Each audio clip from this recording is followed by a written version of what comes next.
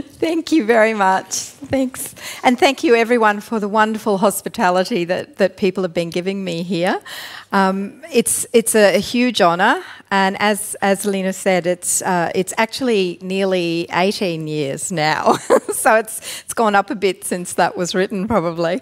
But I just want to also thank my personal interpreter, Marianne, who's been helping me to have a bit of understanding of what's going on today, and I've really enjoyed it. Congratulations to everyone who has been promoted to Professor.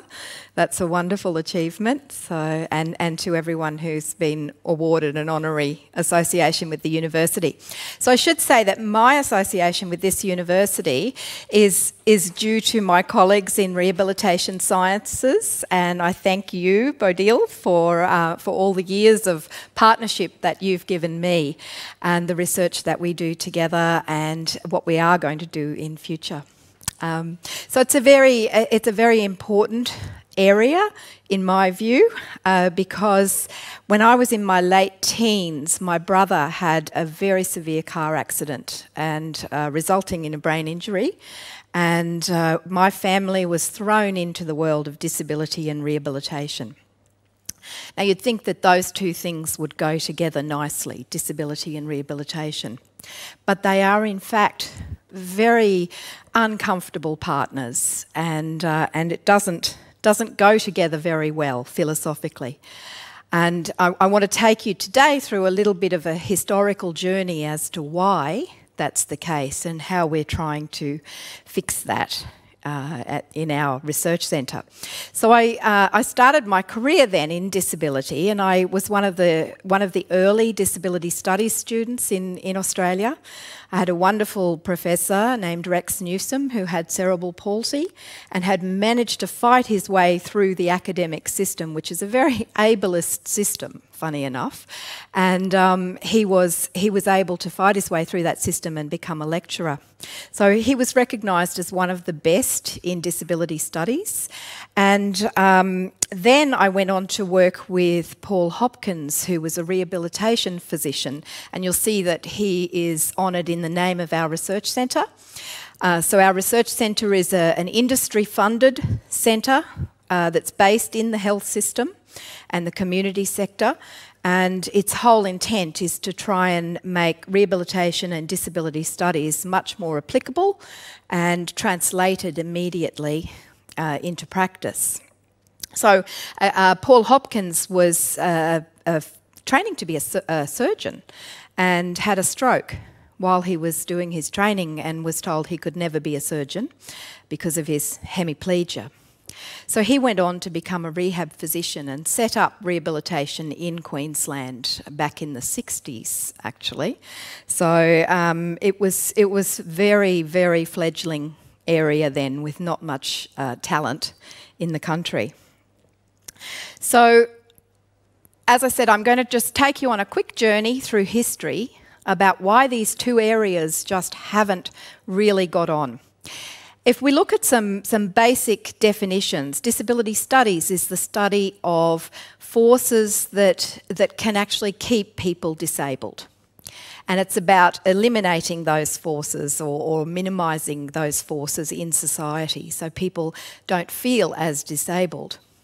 And if you contrast that to the definition of rehabilitation out of a dictionary, it's actually quite a disturbing definition. So rehabilitation is the act of restoring something to its former condition of health or normalcy after it's been damaged through some form, and in our case, injury.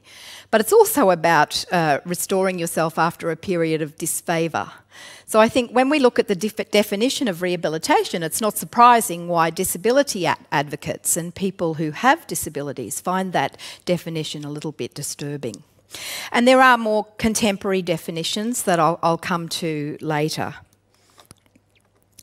When I think about the discipline of rehabilitation, the other challenge that we face is that it's so disparate. There's many different types of rehabilitation and they've developed in very different ways throughout history. They deal with very different populations. They have a very different way of working, different words sometimes for the same things.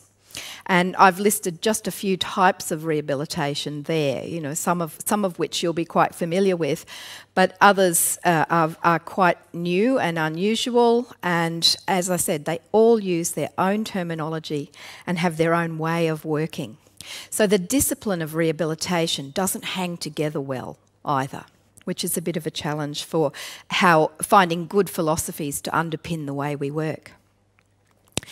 When we track rehabilitation, physical rehabilitation particularly has a really long history that dates back to ancient China, Greek, Roman traditions.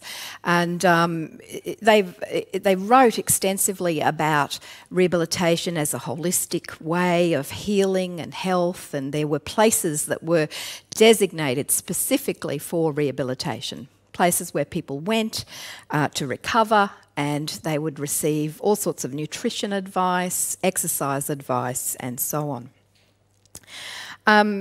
Some of those places still exist, and they sort of underpin the way we do physical rehabilitation in hospitals now. When we look at the history of disability, though, it's a very different history. The treatment of people with disabilities has always been fairly negative in society. Everyone valued physical perfection, and differences were seen as some form of inferiority. And unfortunately, a lot of that attitude towards disability has carried on through time. I think it's fairly shocking that Aristotle wrote that we should not let a child live if it has disability. So some fairly archaic ways of thinking still underpin a lot of what happens in disability these days.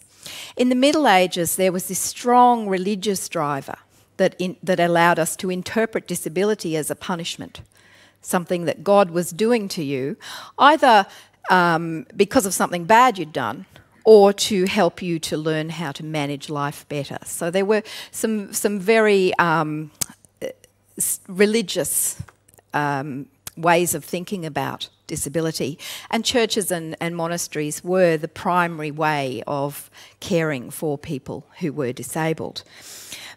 But what the result of that was is that people with disabilities came to be considered undesirable, similar to criminals, and needing to be locked away and punished. So in fact, in some cities there were cages in the centre of town, and people with disabilities were put in those cages to actually be on show, largely for entertainment, for other people's entertainment. And in fact, you probably have already heard about this, but one of the large asylums in London, named Bedlam, had windows on the street so that people could look into the cells and watch people with disabilities with curiosity.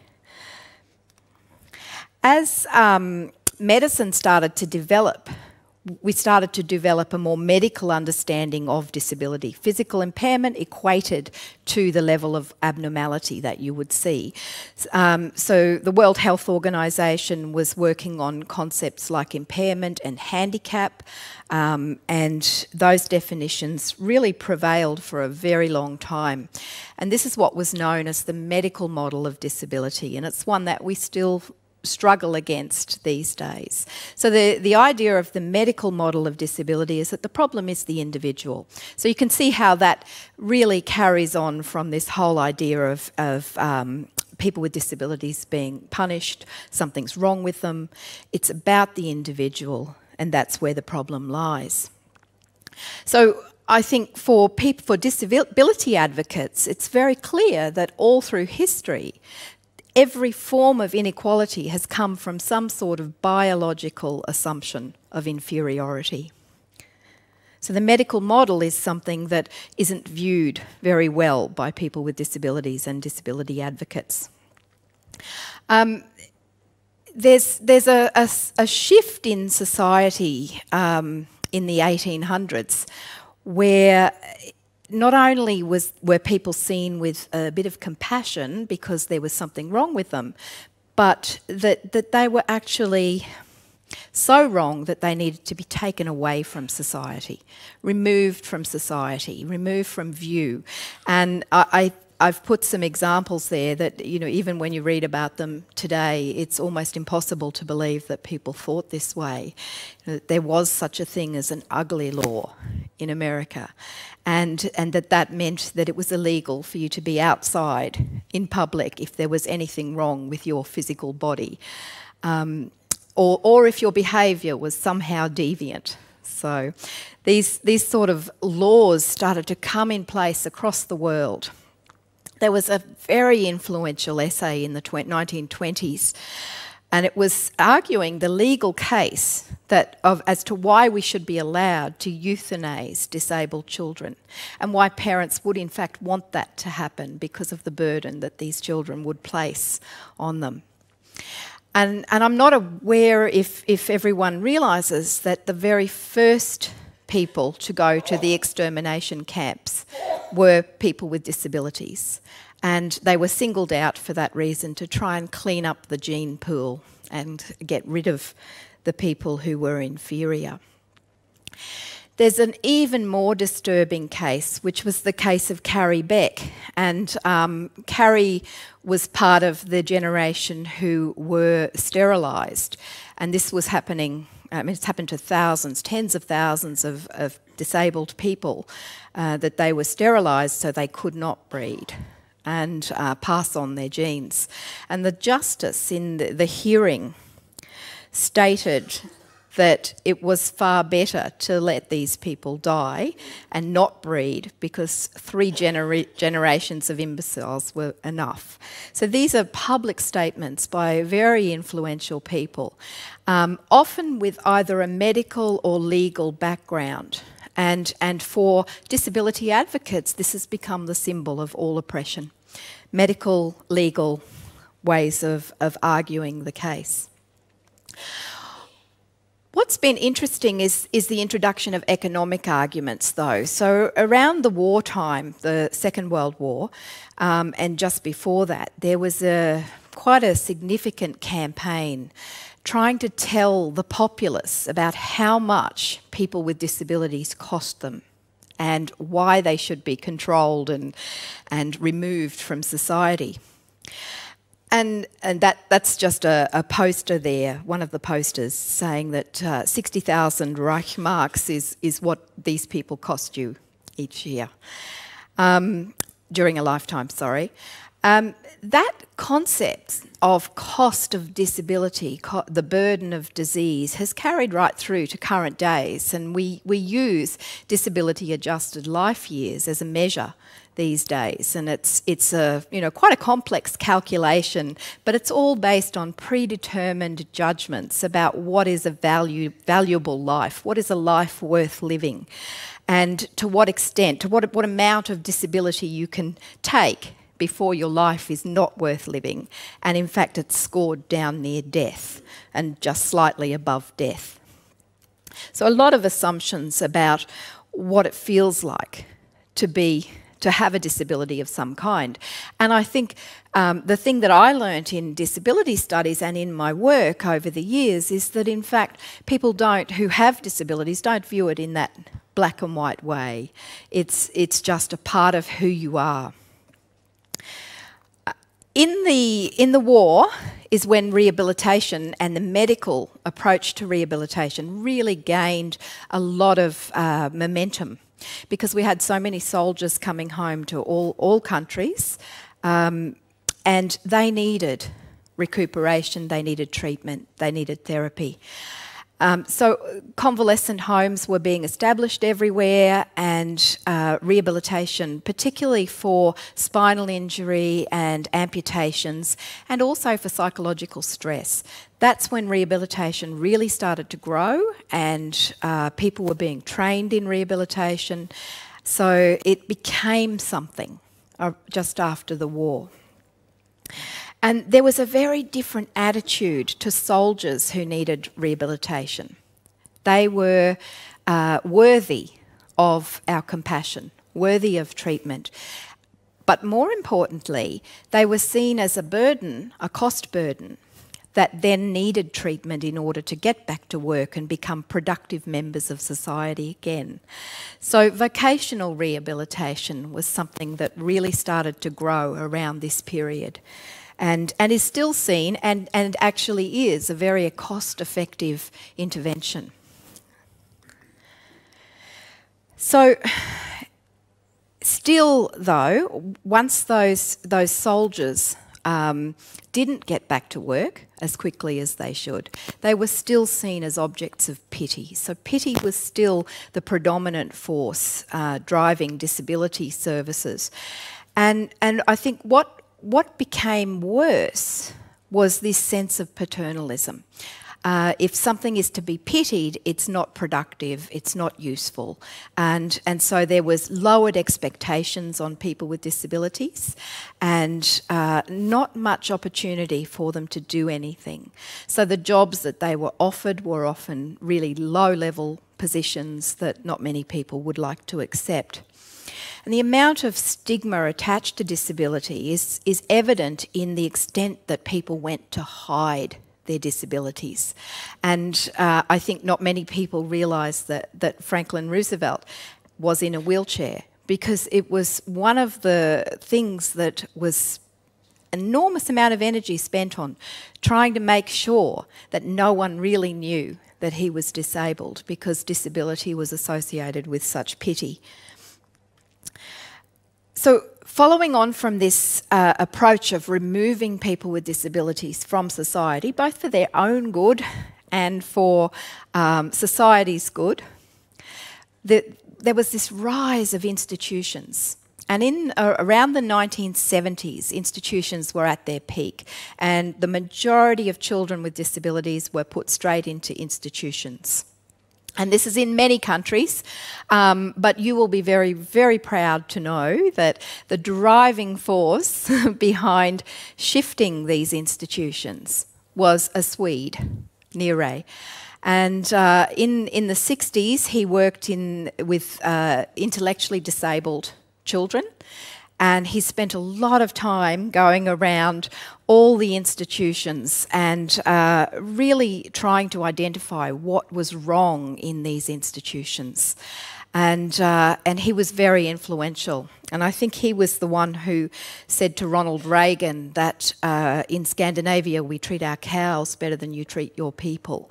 And that was quite a shock, and it prompted deinstitutionalisation across a lot of countries. So we started moving people out of institutions back into the community, often though with not enough support to help them live well in the community. So in fact it was perpetuating the challenge that they were the cause of lots of social ills.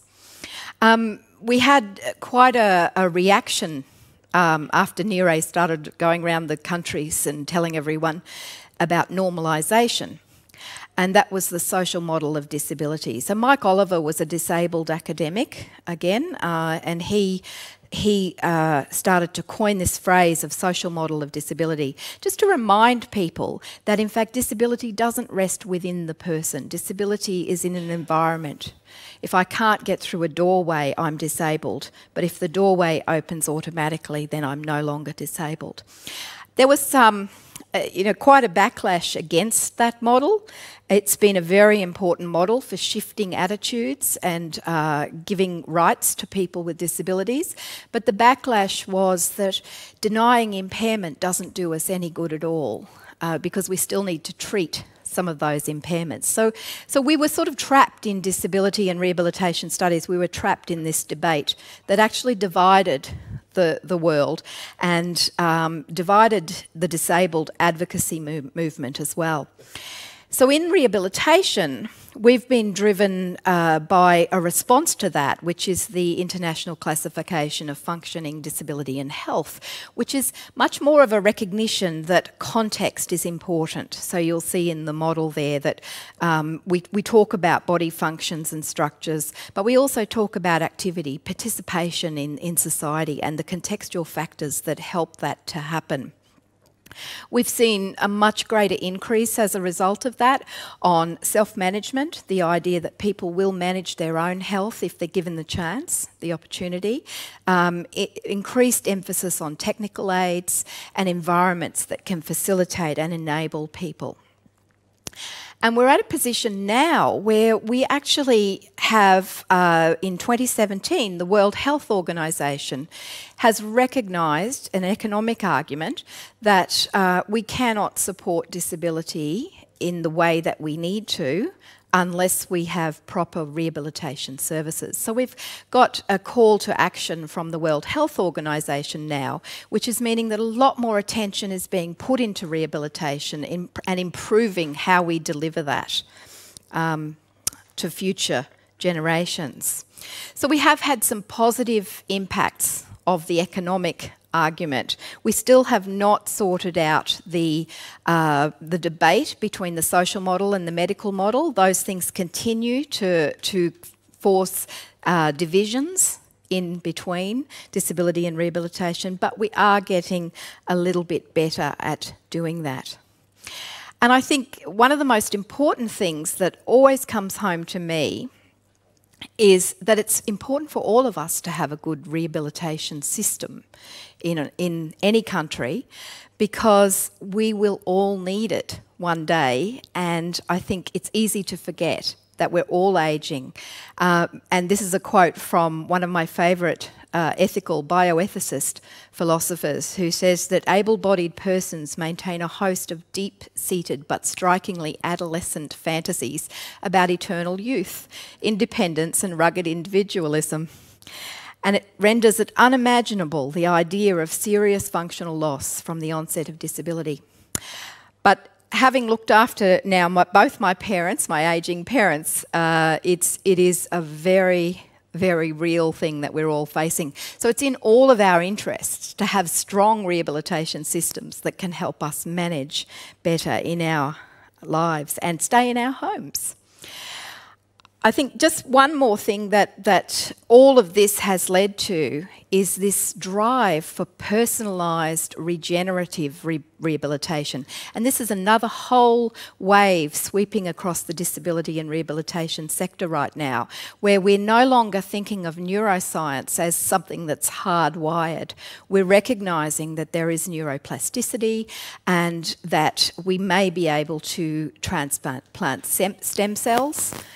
So I'm working at the moment with a colleague who does nasal stem cell transplants. And what has surprised me is the backlash from the disability community about this stem cell transplant. So the disability community is saying, we don't want that. We are who we are, and we don't need it to be altered. And this is the same argument that went on in the early days. So there's real challenges to this regenerative rehabilitation, which is actually starting to take hold now. And we're moving from animal trials into human trials, but we haven't yet dealt with the philosophical challenges that are going to prevent us from moving forward. So I'm really excited about this, and I'm excited about working together with the neuroscientists to see if we can shift public opinion into this area. So that's really all I can talk about in that amount of time, but I would love to talk more about some of this area in the future. Thank you.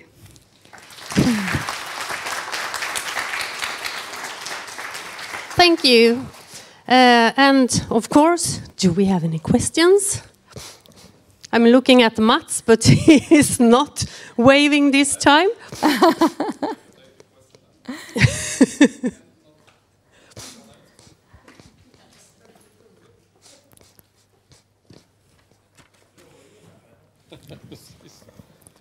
Well, I'm thrilled over your speech. I just wanted to, you know, we also at the Mid-Sweden University have research activities about parasport. Yes. And we have some Paralympics athletes that have been in our laboratories and perhaps get some help to win their medals, so they say themselves. Yeah. But perhaps we could join forces by the technical side, Yes. and the physiological side, and you in the future. Yeah, I think I said to you earlier, I'm always amazed at what can be done for sport. Yeah. That needs to be done for everywhere else as well. You know, our footballers can recover in one session of treatment and they're back on the field. Yeah. But that's not happening for our average people. And you said something in the beginning that we are now trying to develop a sit ski for alpine skiing that everyone would like to try and have one. So we will see not only disabled but so-called normal people wanted to go by sit ski. Yeah, and I think for the disability advocates, that's the point we need to reach, when everyone is getting what they want. And a lot of that is about personalised. Everything's personalised these days. So rehab is, not surprisingly, going down that road as well. But I think it's more about the norm being different. And if everybody, when I think about the services that we talk about people with disabilities needing, the style of services, it's what I would like as well. So I think that's what advocates want, is that we reach that point where everyone's building something that's accessible. Thanks again. Thank you. Okay, there is no time for any further questions, but I think that both Elizabeth and other presenters would be pretty pleased to talk with you at the fika after the last presentation. Yeah. Thank you so much. Thank you. Thank you.